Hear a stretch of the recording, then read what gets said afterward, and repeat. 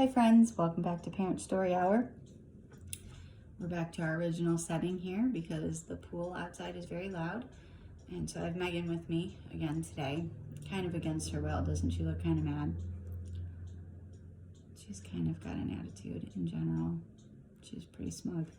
Anyway, I'm going to read to you the solution to the case of Cupid's arrow from yesterday. And I'm going to see if you guessed this correctly. There were 2 people who guessed correctly in the comments, so I'm going to tell you about that too. So here's the solution. Chief Brown said what Encyclopedia had asked him to say. That is, it's only an arrow flight away. Had Mr. Holt been innocent, he would have answered, go upstairs and hunt for it. But he said, go outside and hunt for it. An innocent man would not have known about the bow and arrow. So he would have heard Chief Brown say, it's only a narrow flight away, not an arrow flight away. Just before he spoke, Chief Brown had stared at the narrow flight of stairs, remember? An innocent man would have thought Chief Brown meant the flight of stairs when he said flight, not the flight of an arrow. Now, 2 people guessed correctly, and in the mail, they will be receiving a Parent Story Hour award, the very first ones.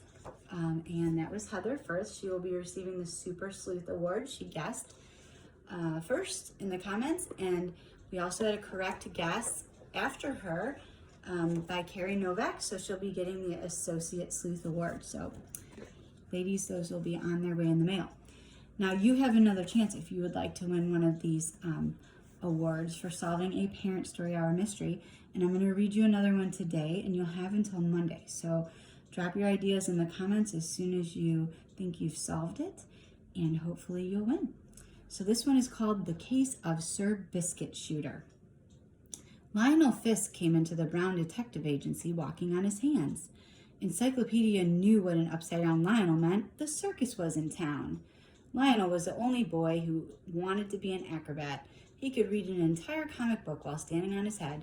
I brought you 2 tickets to the circus for you and Sally. Thanks, said Encyclopedia. They must have cost a lot. Lionel shook his head. My Uncle Barney sent him to me.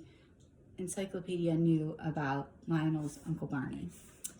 He had sold used cars, he had sold houses, and he had gone to prison for 2 years. Uncle Barney hadn't cheated people more than most men who sold used cars or houses, but he had been caught, which is pretty much the definition of going to prison. Uncle Barney is working as a clown now. It's a life lesson right there, I feel.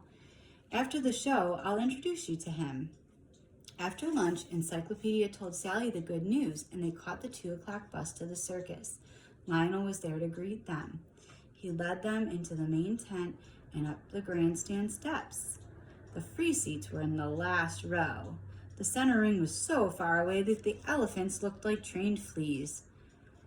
Lionel wriggled with delight when the clowns came on. His Uncle Barney first appeared at the rear end of a horse.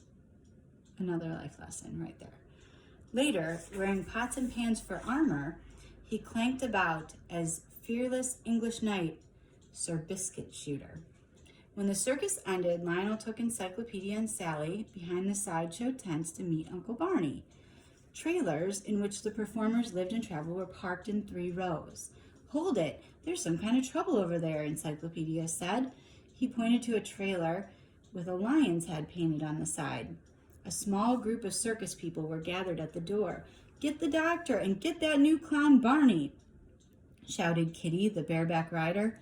She was dressed in a tight pink costume and soft slippers. He's the one who did it. The 3 children moved towards the crowd. Uncle Barney's in some kind of trouble. As the doctor arrived, a woman in a housecoat stepped from the trailer. She was holding her head. That's Princess Marta, the lion tamer. She's the star of the show. The doctor helped Princess Marta onto a folding chair. What happened, he asked. Somebody hit me on the head and stole my money, answered Princess Marta. Here's Barney, said the strong man, holding Barney by the neck. He shoved him, and Uncle Barney fell to the ground. Poor Uncle Barney, he's had a rough life. His knight's costume of pots and pans banged loudly. He's the one who did it, said Kitty. I saw him slip out of the trailer a couple minutes ago. How could I mistake him in that costume? Come now, Kitty, said Princess Marta. Everyone in the circus knows where I keep my money. The thief isn't one of us. Neither is Barney. He joined the show only last month, said the strong man. And he's been in prison, hasn't he? Said the sword swallower. Look at him. He hasn't denied a word. Uncle Barney rose to his feet. He tried to quiet the pots and pans by pressing them against his body. I went by Princess Marta's trailer a few minutes ago, but I didn't go into it. I didn't steal her money. I believe him, said Princess Marta. She waved both arms for the crowd to go away. Hold still, you've got a lump on your head bigger than a candy apple, said the doctor. What did the thief hit me with, said Princess Marta. A man held up a frying pan. Probably with this. I found it just outside your trailer. Well, it isn't mine, said Princess Marta. It could be Barney's, said the man. He's got so many on him, you'd never know if one was missing.